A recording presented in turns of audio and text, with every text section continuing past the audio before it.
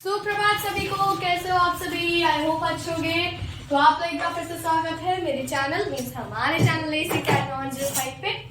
आज हम नया टॉपिक लेके आ चुके हैं, अव्यय व्याकरण हिंदी का अविकारी शब्द। ठीक है, पहले समझते हैं ये है क्या। पहले हम एक बार कैमरा से सेट कर देते हैं। ठीक है, ये सबको दिख रहा है, बिल्कुल ढंग से दिख रहा है। तो चलिए शुरू करते हैं। अव्यय अव्यय होते क्या है, सबसे पहले हम ये समझेंगे। देखो, अव्यय का मतलब होता है अविकारी शब्द। अव्यय का क्या मतलब होता है? अविकारी शब्द। अविकारी शब्द का मतलब मैंने यहाँ पे लिख रखा है, अ और विकारी। ठीक है, ए और विकारी। ए का मतलब होता है न, इधर ए का क्या मतलब है? न। और विकारी का यहाँ पे मतलब है परिवर्तन। विकारी का यहाँ पे मतलब है परिवर्तन। तो न परिवर्तित होने वाले शब्द यहाँ पे अव्यय शब्द कहलाते हैं। ठीक है, यहाँ पे परिभाषा भी है, जिसमें कोई, या फिर यहाँ पे हम लिख सकते हैं जिस शब्द में कोई लिंग, वचन, पुरुष, काल आदि का कोई परिवर्तन न हो, वे शब्द अव्यय या अविकारी शब्द कहलाते हैं। ठीक है, एक बार समझ लेते हैं कौन कौन से लिंग नहीं बदलता, वचन नहीं बदलता, पुरुष नहीं बदलता, काल नहीं बदलता, और भी चीजें हैं। ठीक है, कारक नहीं बदलता, ये सारी चीजें नहीं बदलती। अव्यय के भेद। ठीक है, अव्यय के कितने भेद हैं लगभग आपके? अव्यय के भेद हैं 5। ठीक है, अव्यय के 5 भेद हैं। कौन कौन से? क्रिया विशेषण, सबसे पहला है आपका क्रिया विशेषण। दूसरा है संबंध बोधक अव्यय। देखो इसका ये अंक की बिंदी हट गई। संबंध बोधक अव्यय। फिर रहता है समुच्चय बोधक अव्यय। लास्ट सेकंड रहता है विस्मयादि बोधक, और लास्ट रहता है निपात। ठीक है, सारे एक एक करके हम समझेंगे। सबसे पहले क्रिया विशेषण। क्रिया विशेषण की बारी आती है। क्रिया विशेषण में भी 4 भेद होते हैं। कौन कौन से? रीतिवाचक, स्थानवाचक, कालवाचक और परिमाणवाचक। इनको भी हम अच्छे से समझेंगे। इसको याद करने की मैंने बहुत छोटी सी क्या लगा रखी, ट्रिक लगा रखी है, पक्षस्थर। क्या याद रखना है? एक शब्द याद रखना है, पक्षस्थर। ठीक है, दिख रहा है आपको ये ट्रिक? आई होप दिख रही होगी ये वाली ट्रिक, पक्षस्थर। ठीक है, पक्षस्थर।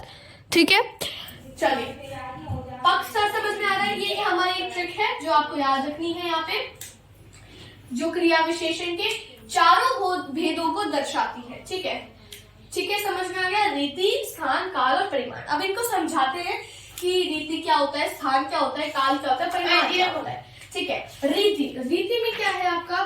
ढंग। क्या बताया जाएगा? ढंग।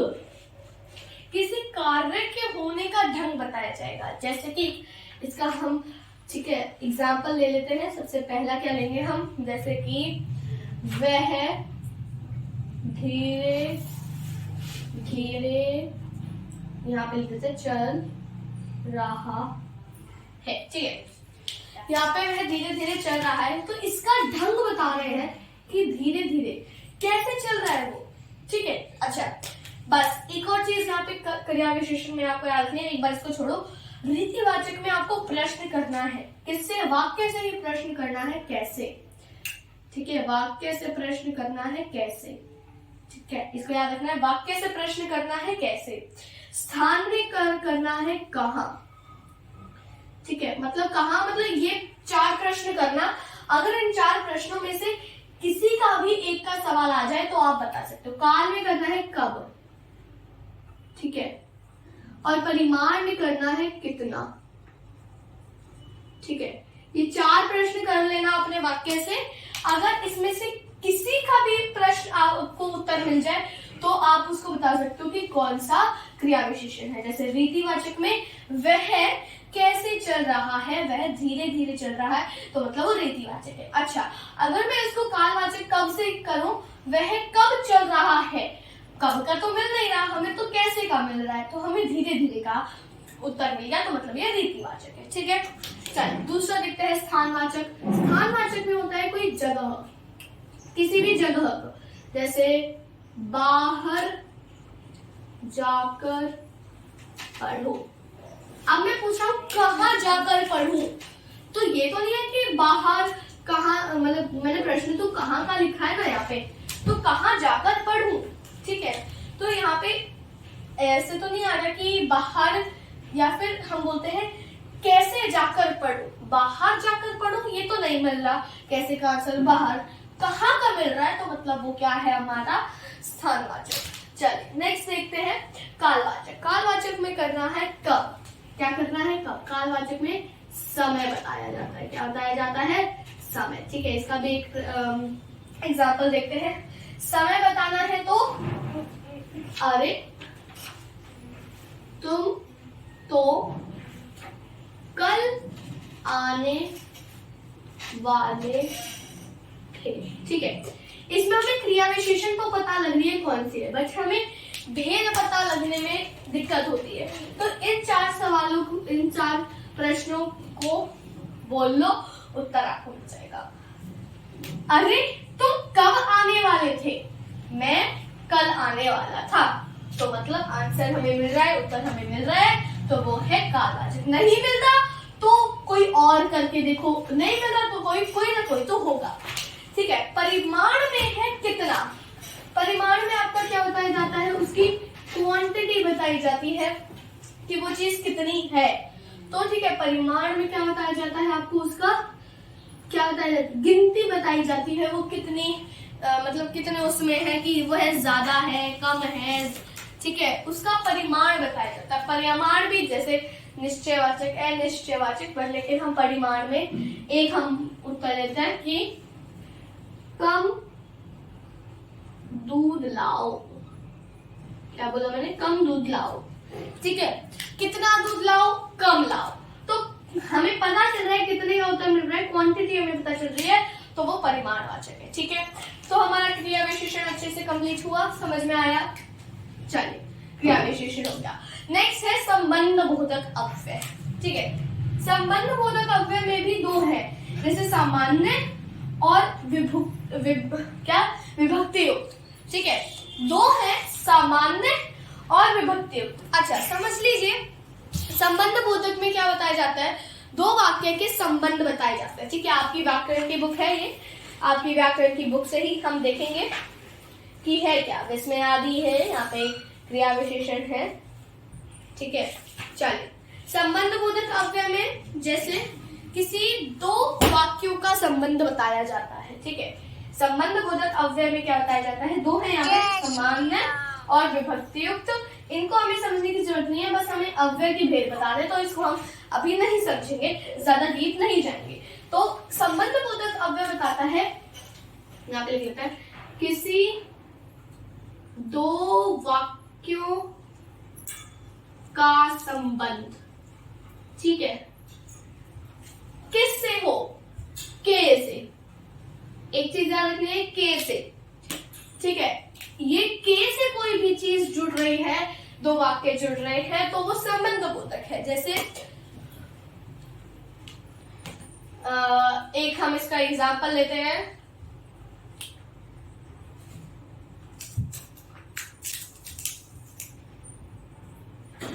तुम कल के लिए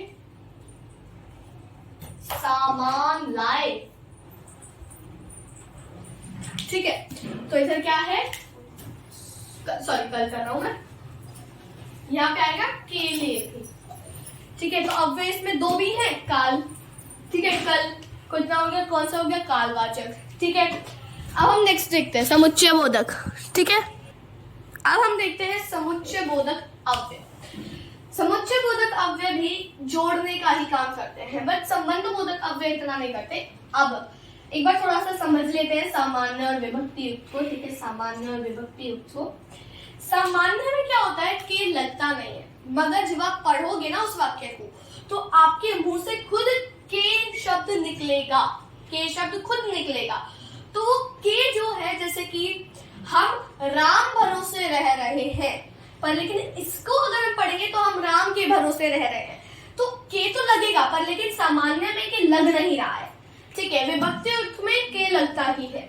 अच्छा अब समुच्चय बोधक लिखते हैं, समानाधिकरण और व्यधिकरण, ये 2 हैं, इनको हमें ज्यादा समझने की जरूरत नहीं है, जैसे कि आपको पता है, ठीक है, क्योंकि हम इनके भेदों में नहीं जा रहे हैं।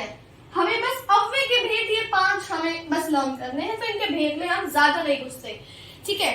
एक ऊपरी सा इसका डेफिनेशन मैं आपको बता देता हूँ। समानाधिकरण जैसे दो समान चीजें होती हैं। अच्छा, समझा देता हूँ कैसे। समुच्चय बोधक क्या है, योजक से जुड़ता है, ठीक है। वाक्य योजक शब्द, सॉरी चिन्ह कह दिया मैंने, योजक शब्द से जुड़ता है, ठीक है। किससे जुड़ता है, योजक शब्द से। योजक शब्द जैसे कि यहाँ पे हम लिख देते हैं, जैसे और, तथा, क्योंकि, इसलिए, ठीक है, ज्यों, ठीक है, और ताकि, ठीक है। और देखते हैं, ठीक है, इतने तो नहीं चलेंगे ना, और भी देखेंगे, बल्कि, परंतु, लेकिन, ठीक है, अर्थात, बल्कि, अर्थात, ठीक है, आदि। ये सारे क्या हैं, हमारे योजक शब्द हैं। और भी होते हैं, और, तथा, कौन कौन से, यहाँ पे देख लो, और, तथा, क्योंकि, इसलिए, ज्यों, ताकि, बल्कि, अर्थात, ये सारे मतलब ये दो वाक्य को एक साथ जोड़ देते हैं, ठीक है। इसका एक एग्जांपल देते हैं हम। सीता तथा गीता सगी बहनें हैं, ठीक है। सीता और गीता सगी बहनें हैं, सीता तथा गीता सगी बहनें हैं, सीता और गीता सगी बहनें हैं। तो यहाँ पे तथा किस चीज का काम कर रहा है, किसका काम कर रहा है, दोनों को जोड़ने का। जैसे सीता बहन है, सीता की सगी बहन गीता है, ये दो वाक्य को एक जोड़ रहा है ना, सीता की सगी बहन गीता है। पर लेकिन हम बोल देते हैं सीता तथा गीता सगी बहनें हैं। तथा की जगह हम इधर क्या लगा सकते हैं, सीता और गीता सगी बहनें हैं, ठीक है। अब दूसरा उदाहरण देख लेते हैं, इसको हम बाद से छोटा लिखेंगे।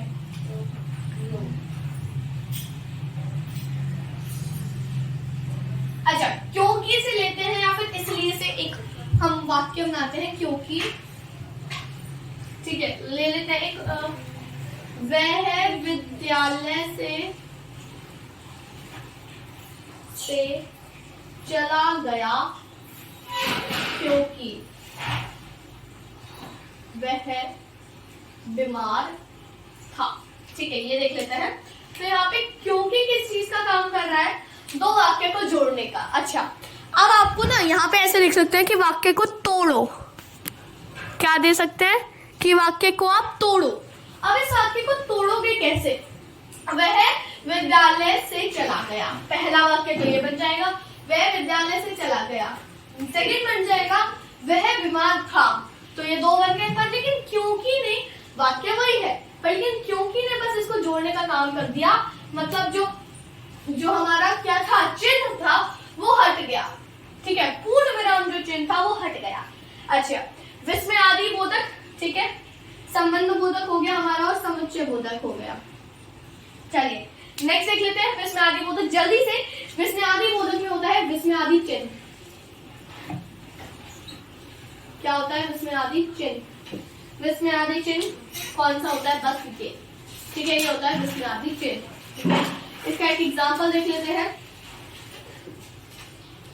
अरे तुम हार गए, अरे तुम हार गए, ठीक है। तो यहाँ पे अरे क्या है, विस्मयादि बोधक अव्यय है। अच्छा, विस्मयादि चिन्ह लगता है वो नहीं है विस्मयादि बोधक अव्यय, उससे पहले जो शब्द लगेगा वो विस्मयादि बोधक शब्द है, ठीक है।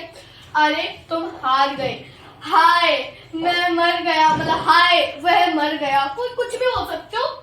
हाय तुम हार गए, तो मतलब जिसमें विस्मय का क्या पता चल रहा हो, भाव पता चल रहा हो, विस्मय प्रकट हो रहा हो आपका, वो विस्मय आदि बोधक शब्द है। निपात, लास्ट है आपका निपात। निपात क्या होता है? निपात वो होता है जो आपके वाक्य में लगना नहीं चाहिए, ठीक है, मतलब लगाकर उसका अर्थ क्या है और बढ़ा दिया जाता है, ठीक है।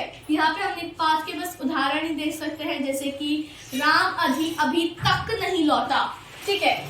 मतलब इधर हम इसके वो देख लेते हैं, तक ही की, ठीक है, तक ही की, भी तो आदि जैसे, आदि लिख देते हैं, आदि जैसे शब्द निपात शब्द है। निपात शब्द क्या है? जैसे कि तक ही, ठीक है। कि इसका उदाहरण देख लेते हैं, यहाँ पे उदाहरण देख लेते हैं, ठीक है। वह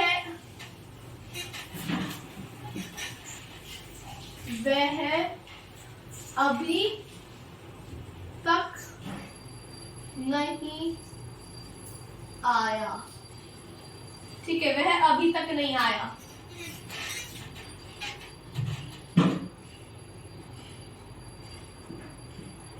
इसको और बड़ा कर देते हैं, और उसका खाना अभी भी ठंडा पड़ा है, ठीक है। अब इसमें ना दो आए हैं आपके निपात शब्द, ढूंढना, इसको ढूंढो पहले, ठीक है। मैंने इसमें ढूंढ लिया है। अब हम एक बार ही से भी बना लेते हैं एक, ठीक है, ही से भी बना लेते हैं। वह आज ही दिल्ली गया है। निपात शब्द का मतलब होता है कि वह वाक्य में लगे ना लगे कुछ फर्क नहीं पड़ता, पर लेकिन उसके लगने से वाक्य का अर्थ और बढ़ जाता है, ठीक है। जैसे कि हमने यहाँ पे लिया है, वह अभी तक नहीं आया और उसका खाना अभी भी ठंडा पड़ा है, तो भी तक। अच्छा, अगर हम ये ना लगाए तो कैसे बनेगा? वह अभी नहीं आया और उसका खाना अभी ठंडा पड़ा है, ठीक है, ये भी सेंस कर रहा है, तो इसको लगाने की हमें जरूरत तो नहीं है। चलिए, ये सारे आपके अव्यय शब्द हो चुके हैं, यही थे ये 5 अव्यय शब्द, ठीक है। कौन कौन से एक बार कोई रिवीजन कर देते हैं। क्रिया विशेषण, संबंध बोधक, समुच्चय बोधक, विस्मयादि बोधक और निपात। क्रिया विशेषण के 4 भेद है। पक्षस्थल, यहाँ पे स्थ जो है वो स्थान का है, ये चीज याद रखेंगे। संबंध बोधक 2 रहते हैं। सामान्य, इसको ना यहाँ मत लगाओ, कहीं आप सामान्य का समझोगे फिर, ये संबंध बोधक अव्यय का ही है, ठीक है।